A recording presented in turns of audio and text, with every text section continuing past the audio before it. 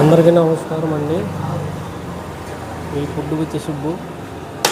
ఈ పొద్దున్న కొద్దిగా ఆర్డర్ ఎక్కువ ఉంది, దాని మీద అప్పుడే ప్రిపేర్ అవుతున్నాను. చట్నీకి పల్లీ చట్నీ ఎలా తయారు చేసుకుంటారో విధానం నేను చెప్తున్నాను. ముందుగా కొద్దిగా పల్లీలు, పచ్చిమిర్చి, జీలకర్ర, ధనియాలు, కరివేపాకు అన్నీ నేను ప్రిపేర్ చేసుకుంటున్నాను. రేపు పొద్దున కొద్దిగా క్యాంటరింగ్ ఉందండి.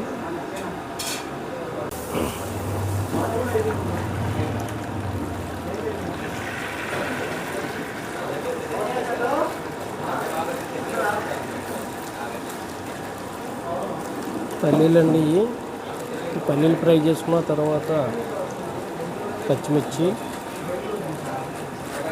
వేసుకుంటానండి.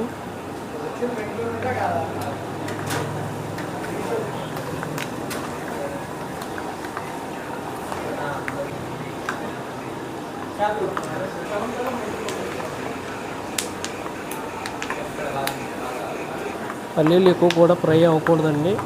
75% అవ్వాలి తప్ప 100% అవ్వకూడదు. 100% అయిన తర్వాత ఏమిటంటే కొద్దిగా స్మెల్ ఎక్కువ వస్తుంది.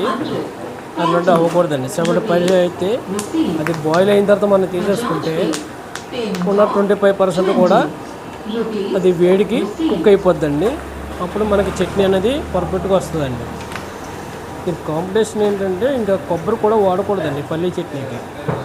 ఈ పల్లీ చట్నీకి కొబ్బరి అనేది వాడకుండా న్యాచురల్గా వేసుకుంటే చాలా టేస్ట్, చాలా రుచికరంగా వస్తుందండి. చూడండి,